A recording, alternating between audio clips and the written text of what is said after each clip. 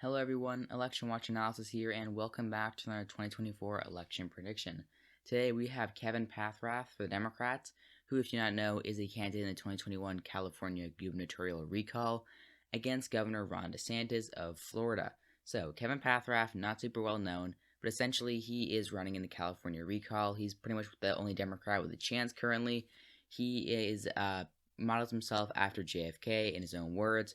He's pretty moderate overall and has some unorthodox ideas that remind me a little bit of Andrew Yang, but we'll have to see if Paffrath's political career launches in comparison to Andrew Yang, of course.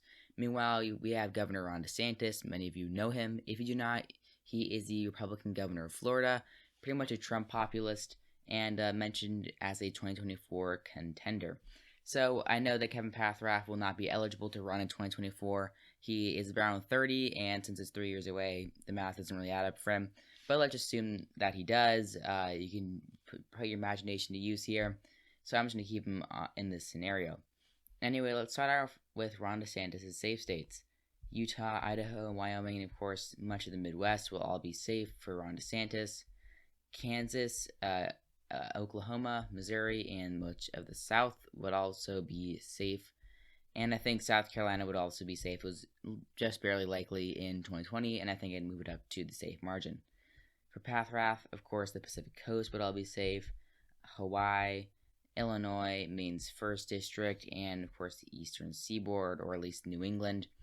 And there we have it, Paffrath at 181 and Ron DeSantis at 122. One interesting fact I actually forgot to mention about Paffrath is that he's actually a YouTuber at about 1.3 million subscribers, if I remember correctly. So, of course, our sub counts are roughly even. So, yeah. Anyway, that's what he's known for, compared to DeSantis being a governor, of course. Anyway, now we have the likely states. So for DeSantis, Iowa, Ohio, Alaska. I think Florida would be likely, along with Maine's 2nd District and Texas.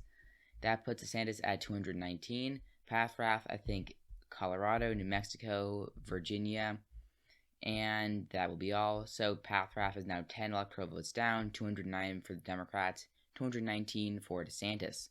And now we have all the lean states. I'll start off with the DeSantis lean states. So North Carolina would be lean for DeSantis. And besides that, I'm not really sure if DeSantis would win any other states lean by a decently large margin. I think North Carolina would be around 3 or 4%, just simply because Kevin Paffrath is pretty unknown. But I do think if Paffrath had a wider platform, he'd be able to reach more voters. But with little exposure to the national stage, places like North Carolina really wouldn't vote for him over someone like Ron DeSantis, who has a lot of strength in the Sun Belt. Meanwhile, for Paffrath, I think Minnesota would be lean, Nebraska's 2nd District, Maine at large, New Hampshire, and that will be all for the lean states for Paffrath. And now we get into some of the closer states. But anyway, before we do that, Paffrath is at 226 electoral votes, Ron DeSantis at 235. So all these states will pretty much be around 2% or less. That doesn't necessarily mean tilt, it's just what I consider really close. I'll start off from west to east. I think Nevada would be lean for Paffrath. He would do pretty well in Clark and Washoe counties, the counties essentially needed to win the state. And I don't think Ron DeSantis would improve enough in those areas to win it overall. And Arizona, I'm not going to touch for now since it will be really, really close in this election. But Wisconsin, I think it'd be tilt for DeSantis. He definitely improved in the suburbs compared to Trump, and he may help max out the rurals. Maybe not Trump level style, but he'd still get a decent amount of support in the driftless regions, the blue collar areas, and that may allow him to win Wisconsin. I think Paffrath, however, will take Michigan. He would narrowly win the state as well. I don't think Paffrath would do super well in the Rust Belt overall, but I think he'd win Michigan since, based on Joe Biden's 3% win in the state in 2020, there's a lot of falling room for Democrats, and Paffrath might do better with a lot of the moderate voters. And now we have 3 states left: Pennsylvania, Georgia, and Arizona. These states will all be pretty close, but in the end, I'm going to start off with Pennsylvania. So Pennsylvania, very close state, as I mentioned earlier. Essentially, what it comes down to is if Ron DeSantis gets the same rural support as Donald Trump did, especially in the western portions of the state, if Kevin Paffrath can keep Joe Biden's coalition, which was essentially Philadelphia voters, Pittsburgh voters, and the suburbs of both those cities. And I think that Democrats also have a lot of falling room in this state. if this website allows me to go to the Wikipedia site, which it will, you can see that Joe Biden did very well in the, of course, eastern Philadelphia suburbs. So essentially, he really, what's the word? He built up a lot more support than Hillary Clinton did, especially in places like Delaware and Montgomery counties, which are, if I do remember correctly, suburban counties. And if Kevin Pathrath can those large numbers in a state where the suburbs are trending to the left, I think he wins. So I'm going to give this state narrowly to Kevin Pathrath. I think that his more moderate policies would do pretty well in the suburbs. Maybe kind of Andrew Yang style, running as a moderate, that would help him. That puts Kevin Pathrath just really close to the finish line, 266 electoral votes. Meanwhile, Ron DeSantis at 245. So now Arizona and Georgia, the two closest states in this election. Essentially, what it will come down to is if Ron DeSantis' Sun Belt appeal will be enough to overcome Kevin Pathrath in these states and overall win the election.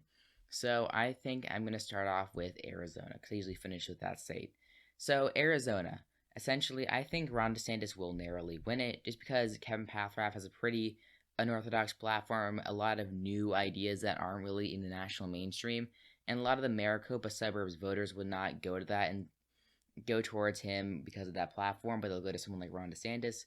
I know I mentioned the Philadelphia suburbs would probably go towards Kevin Pathrath in Pennsylvania, but the difference there is that a lot of those suburbs are very Democratic. They're definitely shifted, and while they may shift back towards the Republicans, for someone like Ron DeSantis against someone like Kevin Pathrath, I think that they're blue enough that a Democrat could win there. Meanwhile, in Arizona, a lot of the voters are more elastic, especially in the Phoenix suburbs, so Kevin Pathrath will not get the necessary support. And now we have Georgia. So this state, definitely very close in 2020, trending to the left overall. And if Kevin Pathrath can keep the same numbers there, but also not only with suburbs, but with also rural African Americans, he may be able to win. And I think that he actually will in the end. I think Kevin Pathrath would narrowly win Georgia because of the very, very blue Atlanta metro area. He would definitely lose a little with the rural minority groups that I think DeSantis would improve with. But in the end, I think he'd narrowly win it, maybe around 0.1%, something very, very close like that. So here is the final map. Kevin Pathrath, 282. Ron DeSantis, 256. A narrow win for Pathrath. A lot of very close states in this election. So I hope you enjoyed this video. If you did, leave a like. And on the right side of your screen, you can check out my channel, look around for some more videos, and you can subscribe if you like what you see. But you can also check out a video on the left, custom tailored to your interests, picked out by YouTube. Leave a comment before you leave, and any suggestions would be appreciated down there. Thank you all for watching, and I'll see you all next time.